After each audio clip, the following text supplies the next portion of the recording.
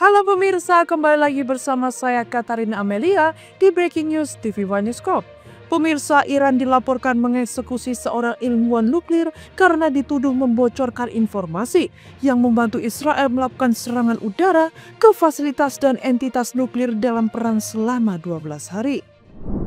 Informasi lainnya pemirsa, ratusan warga Israel menggelar aksi di dekat perbatasan Gaza untuk menentang rencana Perdana Menteri Benjamin Netanyahu yang ingin merebut wilayah Gaza yang belum dikuasai oleh Israel.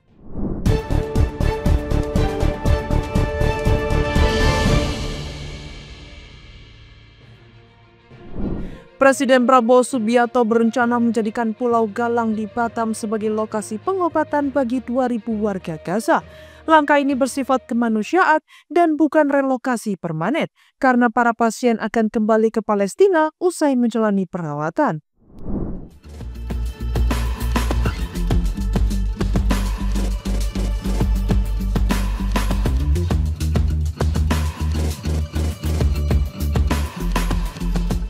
Presiden Prabowo Subianto berencana menjadikan Pulau Galang, Kota Batam, Provinsi Kepulauan Riau sebagai lokasi pengobatan warga Gaza.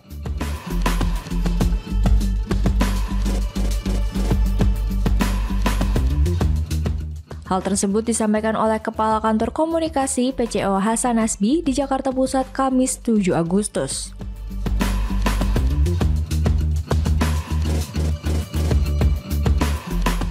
Hasan Nasbi mengatakan lokasi pengobatan akan ditempatkan di tempat yang berbeda dengan permukiman warga Pulau Galang.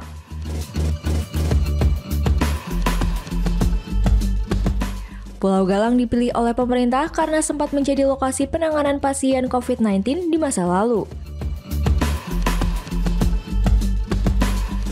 Sehingga di Pulau Galang sudah ada fasilitas rumah sakit dan fasilitas mendukung yang diperlukan. Sehingga korban perang yang mengalami luka-luka terkena bom atau reruntuhan bisa diobati di Pulau Galang.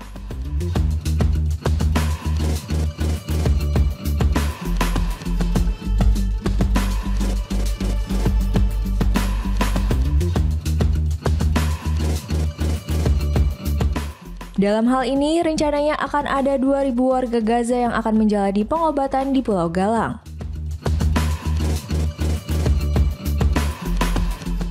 Hasan menegaskan langkah yang diambil ini bukan berarti pemerintah pusat akan merelokasi warga Gaza ke tanah air. Ditekankan oleh Hasan, warga Gaza akan kembali ke Palestina setelah selesai pengobatan. Hasan Nasbi menjelaskan bantuan pengobatan ini adalah sebuah kegiatan kemanusiaan dan memastikan berbeda dengan evakuasi. Dan rencananya disiapkan pusat pengobatannya nanti di Pulau Galang. Karena di Pulau Galang terdapat fasilitas rumah sakit, termasuk juga fasilitas-fasilitas pendukung lainnya yang bisa untuk mengobati sekitar 2.000 warga Gaza. Termasuk juga nanti untuk menampung keluarga yang mendampingi korban-korban perang ini. Sebelumnya, Presiden Prabowo Subianto sempat menyatakan kesiapannya mengevakuasi warga Gaza yang menjadi korban perang Israel. Indonesia disebut siap menampung sekitar 1.000 warga Gaza dalam gelombang pertama evakuasi kemanusiaan. Evakuasi difokuskan pada warga Gaza yang menjadi korban luka-luka, anak yatim piatu, dan yang mengalami trauma berat akibat agresi militer Israel.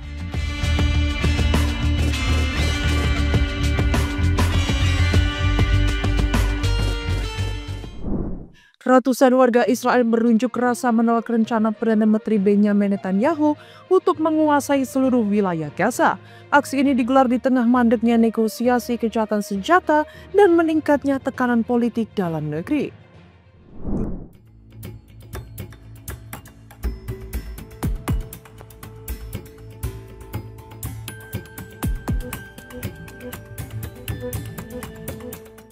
Para pengunjuk rasa di Israel menggelar aksi pada Rabu 6 Agustus 2025 di dekat perbatasan Gaza untuk menentang rencana Perdana Menteri Benjamin Netanyahu yang ingin merebut wilayah Gaza yang belum dikuasai oleh Israel.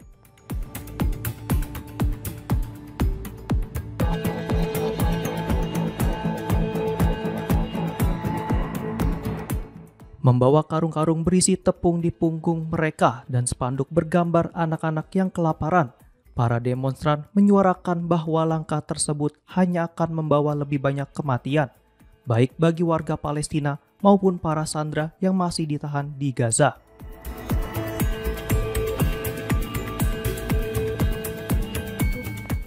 Netanyahu yang pada bulan Mei lalu menyatakan bahwa Israel akan menguasai seluruh wilayah Gaza, dijadwalkan memimpin rapat kabinet guna menentukan langkah lanjutan dalam perang melawan Hamas yang telah berlangsung selama 22 bulan.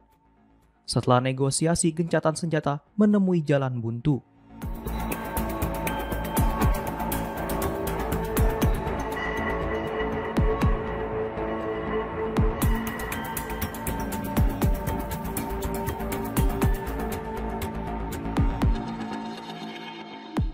Dalam pertemuan tertutup yang berlangsung selama 3 jam, 3 pejabat Israel mengungkap bahwa Netanyahu mendapat penolakan dari kepala staf militer terkait rencananya untuk merebut sisa wilayah Gaza.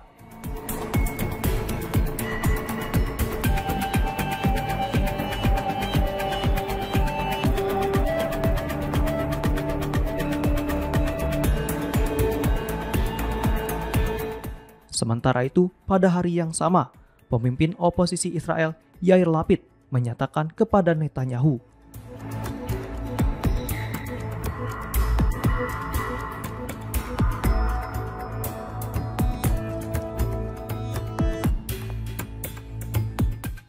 bahwa mayoritas rakyat Israel tidak mendukung kelanjutan perang dan menilai bahwa pendudukan Gaza adalah ide yang sangat buruk.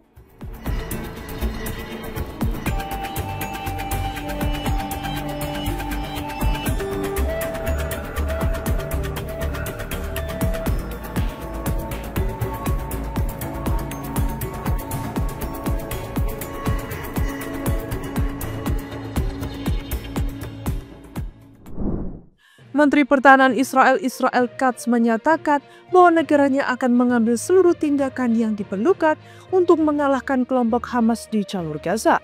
Ia menyebut tengah menyiapkan rencana yang akan diajukan kepada Perdana Menteri Benjamin Netanyahu.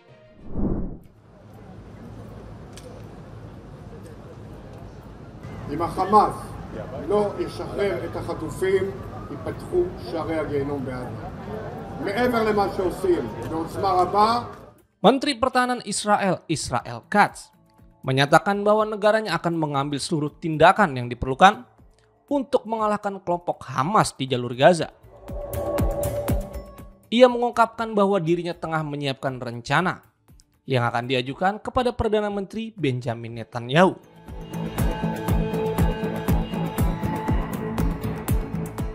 Dengan tujuan utama menghancurkan Hamas sekaligus menciptakan kondisi bagi pemulangan para sandera.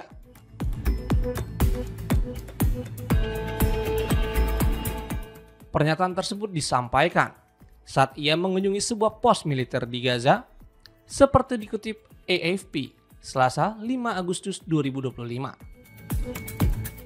Pernyataan Katz muncul di tengah laporan media lokal Israel yang menyebut bahwa pemerintah Netanyahu telah mempertimbangkan untuk menduduki seluruh wilayah jalur Gaza. Langkah ini dikabarkan mendapat dukungan dari Presiden Amerika Serikat Donald Trump.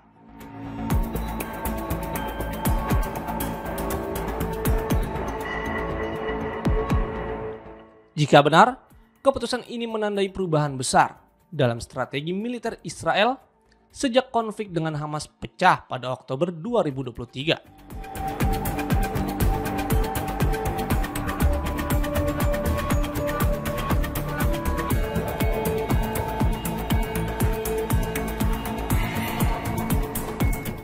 Menurut laporan harian Yediot Ahronot, seorang pejabat senior yang dekat dengan Netanyahu mengungkap bahwa keputusan untuk mendudukan penuh telah bulat. Ia juga menyebut bahwa operasi militer akan menjangkau wilayah-wilayah yang diduga menjadi lokasi penyanderaan.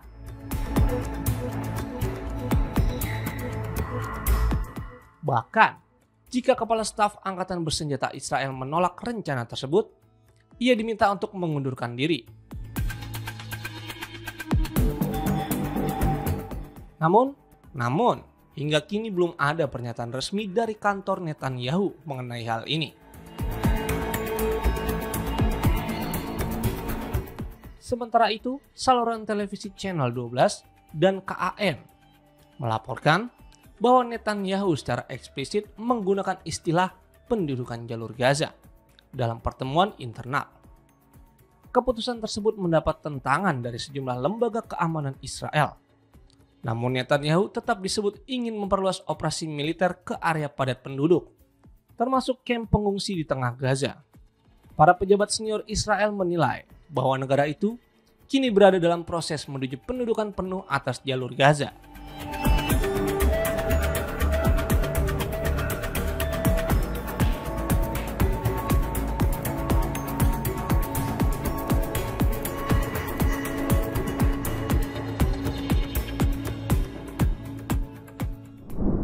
Pemerintah Norwegia meninjau ulang investasinya di perusahaan Israel setelah terungkap dana kekayaan negaranya terlibat dalam pendanaan perusahaan yang diduga mendukung operasi militer di Gaza.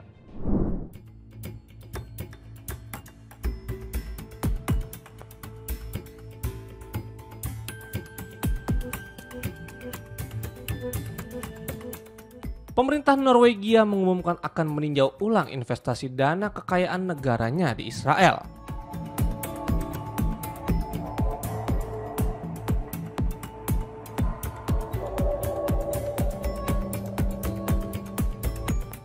Setelah laporan media menyebut dana tersebut terlibat dalam perusahaan yang menyediakan layanan untuk militer Israel.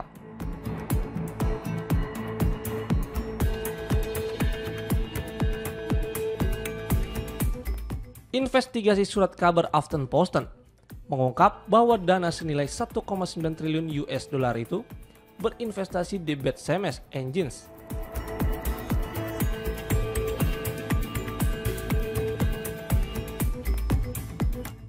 Perusahaan Israel yang memasok suku cadang jet tempur yang digunakan dalam konflik bersenjata di Gaza.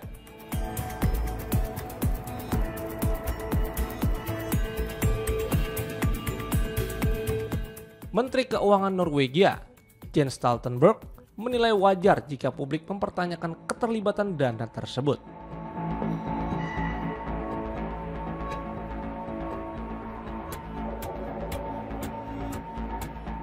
Terutama karena mandatnya melarang investasi di perusahaan yang dapat berkontribusi pada pelanggaran hukum internasional.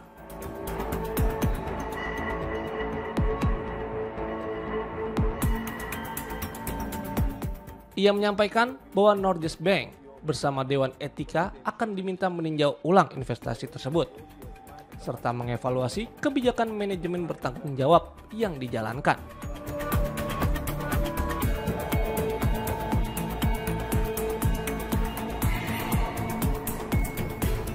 Perdana Menteri Jonas Gahr Store turut menyampaikan kekhawatirannya terhadap laporan itu dan menyatakan pentingnya klarifikasi.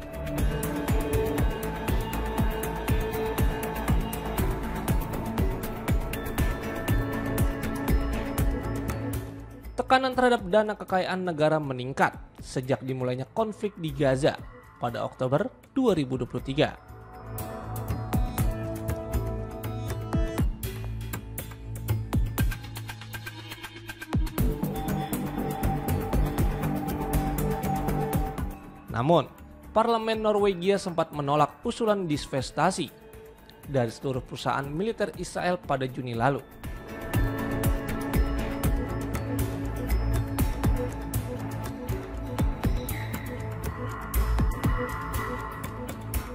Dewan Etika sebelumnya merekomendasikan divestasi dari dua perusahaan Israel lainnya, Pas Retail, and Energy serta Bezek.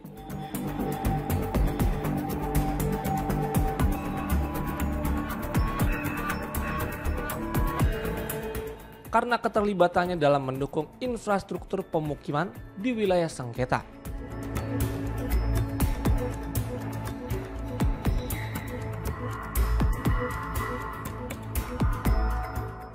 Dana yang dikelola Norges Bank Investment Management itu diketahui memegang sekitar 1,5%.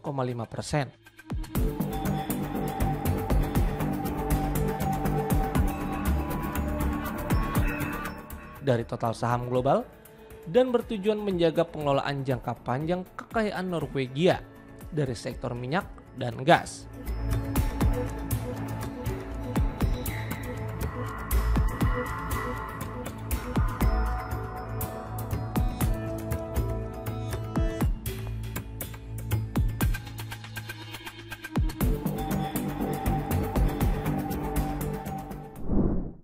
Sebanyak 1,2 juta warga Afghanistan diusir dari Iran dan Pakistan.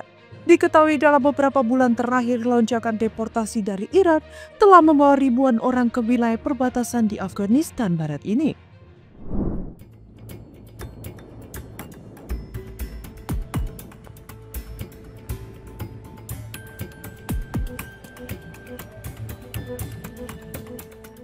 Di titik penyeberangan Islam Kala yang berdebu, wajah-wajah lelah muncul dari bus-bus yang penuh sesak para ibu menggendong bayi dan anak-anak menyeret karung.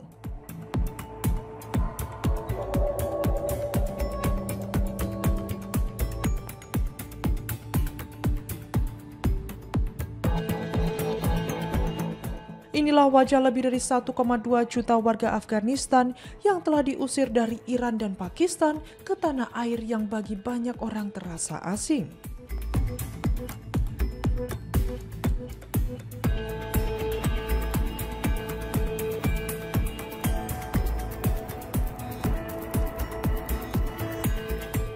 Dalam beberapa bulan terakhir, lonjakan deportasi dari Iran telah membawa ribuan orang ke wilayah perbatasan di Afghanistan Barat ini.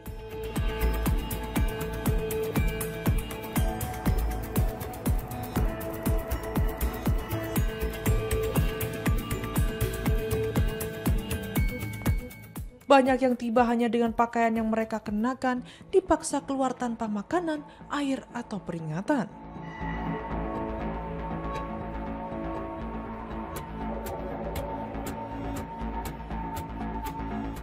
Para pekerja bantuan menyebutnya sebagai krisis kemanusiaan yang semakin besar.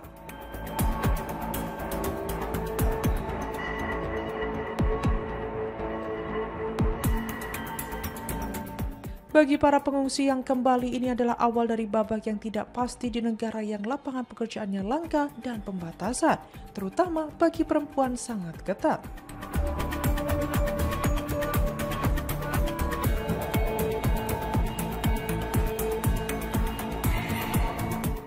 Kisah Sultani bukanlah kisah yang unik. Ia seperti banyak orang lainnya telah melarikan diri dari Afghanistan bertahun-tahun yang lalu untuk mencari keamanan dan stabilitas.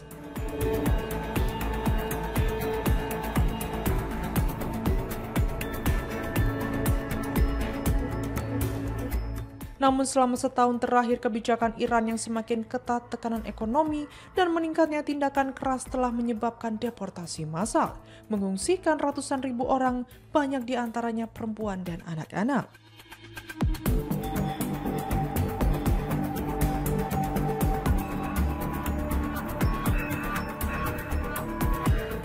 Seorang ayah, Muhammad Arif, menceritakan pengalaman mengerikannya tentang penahanan dan pemisahan. Ketika deportasi melonjak, Islam Kala menjadi titik fokus bantuan darurat dan logistik.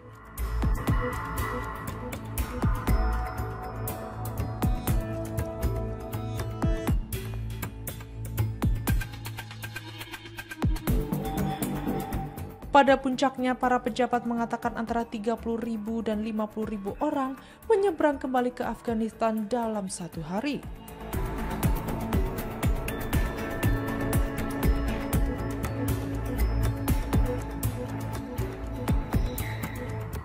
Namun bagi banyak perempuan, perjalanan ke depan tetap menakutkan.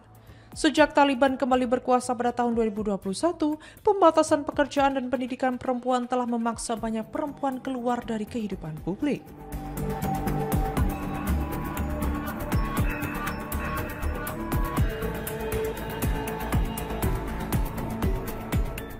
Perempuan yang kembali dari Iran kini tidak hanya menghadapi trauma pengusiran, tetapi juga prospek masa depan tanpa pekerjaan, sekolah, atau kemandirian.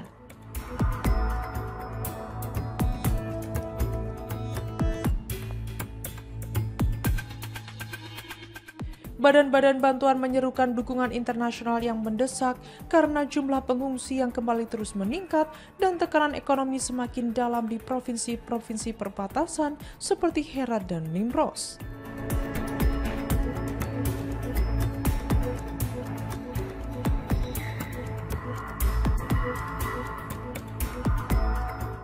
Kelompok kemanusiaan memperingatkan bahwa jika upaya reintegrasi gagal, kawasan tersebut dapat mengalami peningkatan ketidakstabilan yang dipicu oleh kemiskinan dan frustasi.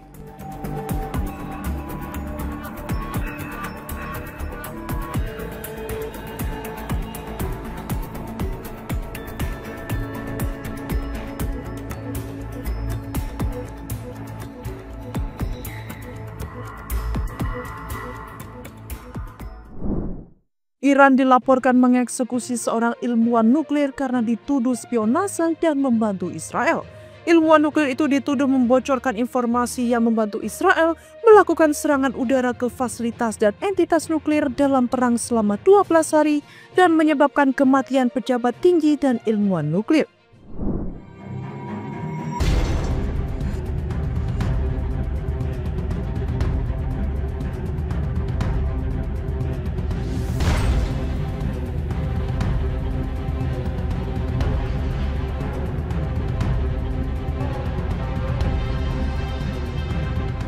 Militer Iran dilaporkan mengeksekusi seorang ilmuwan nuklir pada Rabu, 6 Agustus 2025.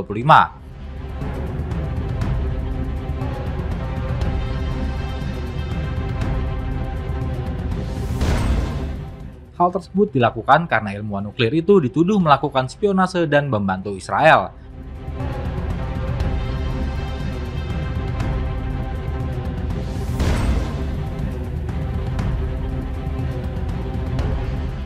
Menurut Iran, ini merupakan kebobolan kesekian karena personil penting mereka membelot dan malah membantu Israel.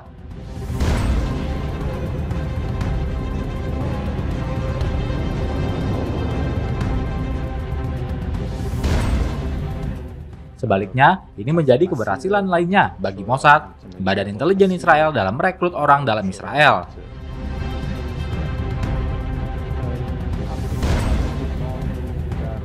Berdasarkan media Iran, seorang ilmuwan nuklir yang diduga menjadi mata-mata itu ialah Rozbeh Fadi.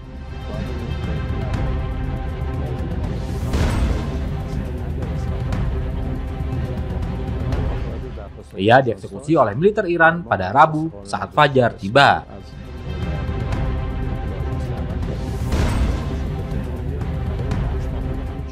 Menurut pengadilan Iran, Fadi dipekerjakan oleh salah satu organisasi penting dan sensitif Iran.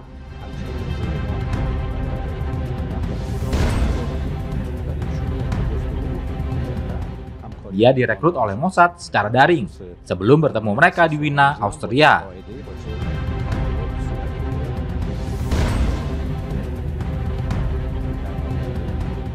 Pihak berwenang mengklaim ia menyerahkan informasi yang membantu serangan udara Israel selama 12 hari.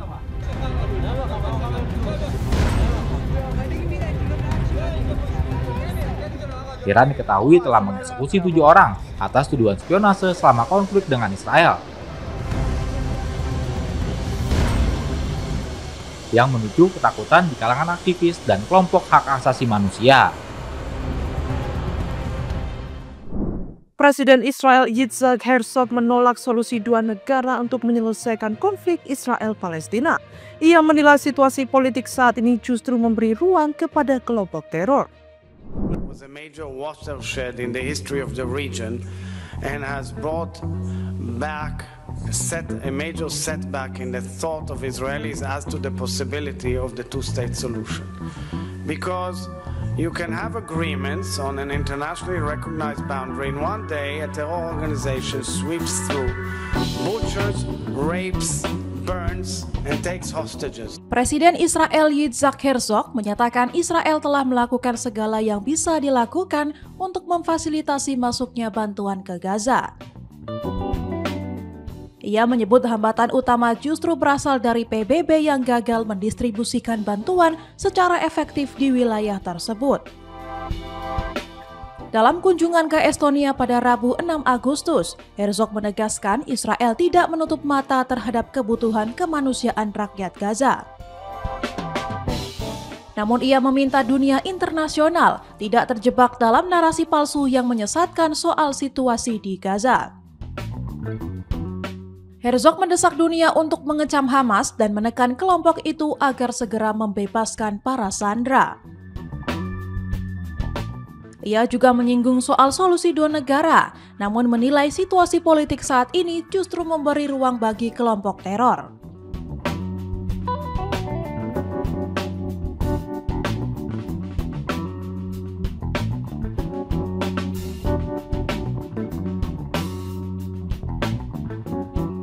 Sebelumnya, beberapa negara, termasuk Presiden Prancis Emmanuel Macron, menegaskan dukungannya terhadap solusi dua negara untuk menyelesaikan konflik Israel-Palestina. Sikap itu disampaikan usai pertemuan dengan Perdana Menteri Australia Anthony Albanese dan Perdana Menteri Selandia Baru Christopher Luxon. Ketiga pemimpin sepakat mendesak pembebasan seluruh sandera yang ditahan Hamas, serta percepatan distribusi bantuan kemanusiaan ke Gaza tanpa hambatan. Mereka juga menyatakan komitmen bersama dalam mendorong proses politik yang menjamin perdamaian dan keamanan bagi kedua pihak. Kerjasama ketiganya akan dilanjutkan dalam konferensi solusi dua negara yang dijadwalkan berlangsung di New York pada sidang umum PBB September mendatang. Si notre liberté a un prix, nous sommes cette génération qui n'a pas connu la guerre, déterminée à ce que nos enfants ne connaissent rien d'autre que la paix, mais soyons lucides. Dua anak Palestina yang terluka tiba di San Francisco dari Gaza untuk memulai perawatan medis yang menyelamatkan jiwa di Bay Area. Hal ini merupakan bagian dari upaya kemanusiaan bersejarah yang dipimpin oleh sebuah lembaga nirlaba yang berbasis di Amerika Serikat.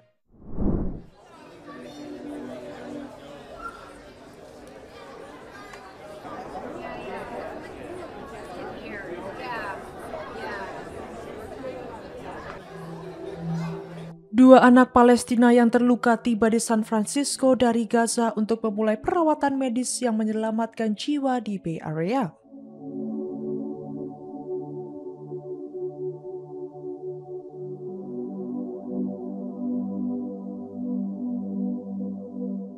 Ini merupakan bagian dari upaya kemanusiaan bersejarah yang dipimpin oleh sebuah lembaga nirlaba yang berbasis di Amerika Serikat.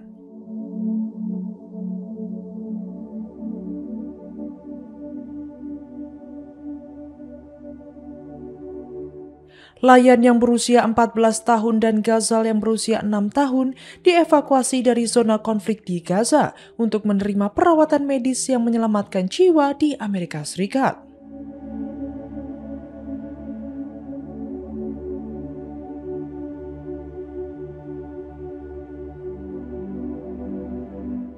Layan menderita luka bakar parah dan luka pecahan peluru ketika sekolahnya dibom. Ia bepergian bersama ibu dan adik perempuannya.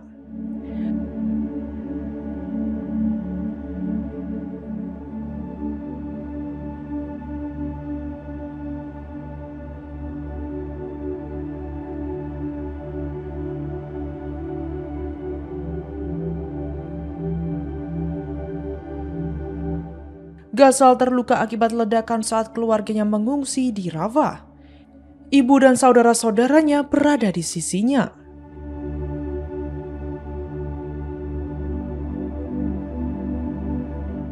Upaya ini dipimpin oleh Heal Palestine, sebuah lembaga nirlaba yang berupaya menghubungkan anak-anak yang terluka dari Gaza dengan rumah sakit dan tim medis di seluruh Amerika Serikat.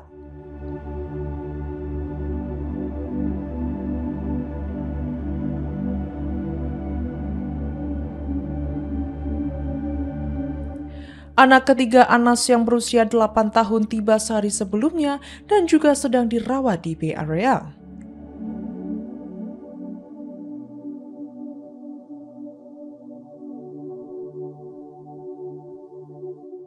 Ia menderita cedera kaki parah dalam sebuah pemboman yang merenggut nyawa ayahnya.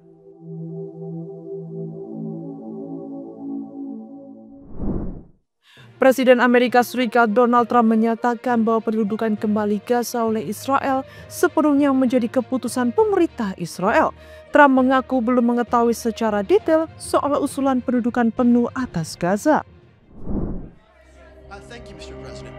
Would you support Israel reoccupying all of Gaza as been suggested by some Israeli officials? Well, I don't know what the suggestion is. I know that we are there now trying to get people fed.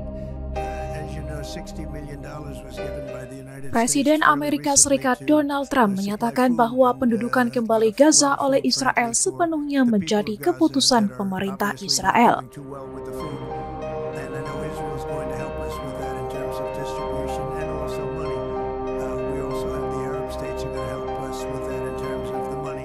Hal ini disampaikan saat menjawab pertanyaan wartawan terkait rencana Perdana Menteri Netanyahu.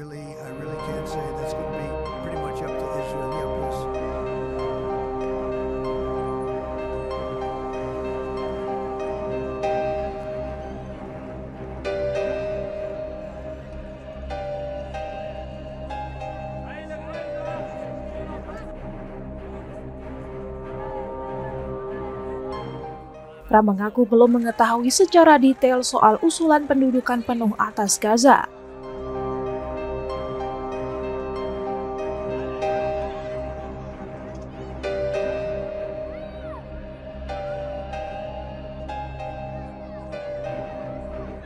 Rencana itu dikhawatirkan akan memperburuk konflik dan memicu penolakan dari komunitas internasional maupun masyarakat Israel sendiri.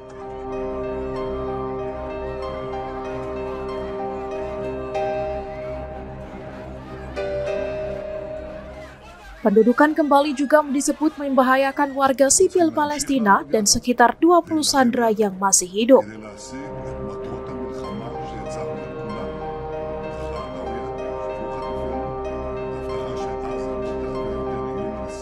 Isolasi internasional terhadap Israel pun dikhawatirkan makin dalam jika langkah ini diambil.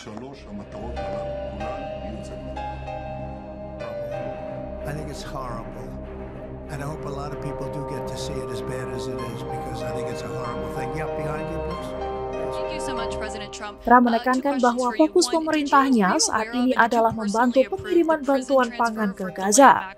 Ia menyebut pemerintahnya telah mengalokasikan dana untuk menyediakan makanan bagi warga Gaza yang terdampak perang. Krisis air parah melanda Gaza dan berburu kelaparan serta ancaman pemindahan paksa warga. Pipa-pipa utama yang rusak akibat perang menyebabkan jaringan distribusi air lumpuh.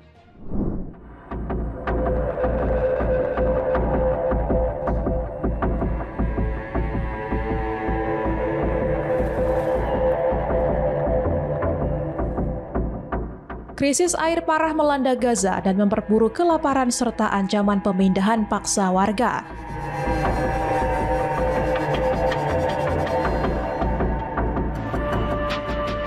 Krisis ini telah berlangsung 22 bulan akibat hancurnya 80% infrastruktur karena perang Israel-Gaza.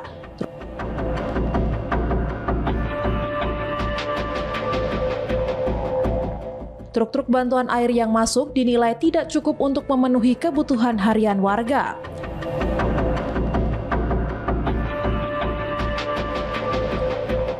Pipa-pipa utama yang rusak akibat perang menyebabkan jaringan distribusi air lumpuh.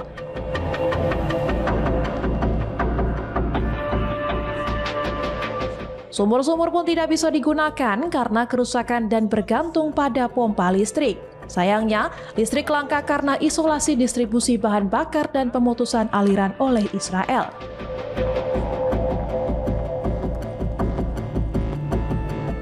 Jikapun tersedia, listrik dari generator diprioritaskan untuk rumah sakit, bukan kebutuhan harian.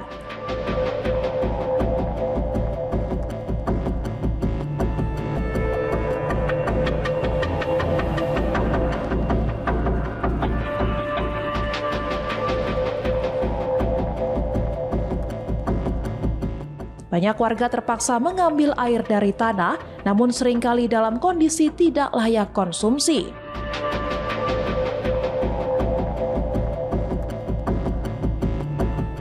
Infrastruktur hancur parah, 75% sumur tidak berfungsi dan ratusan ribu meter pipa rusak.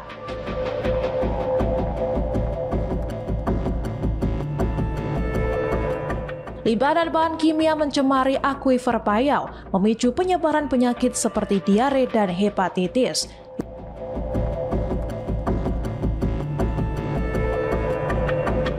Israel sempat menghentikan pasokan air sepenuhnya dan pipa-pipa yang dulu aktif kini tak lagi berfungsi.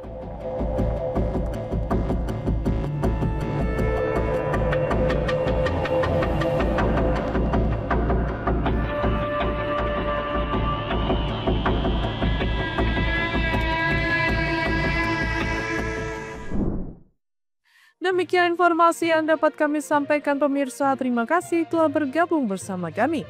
Saya Katarina Amelia dan seluruh tim yang bertugas mengucapkan sampai jumpa di Breaking News TV One Newscom berikutnya.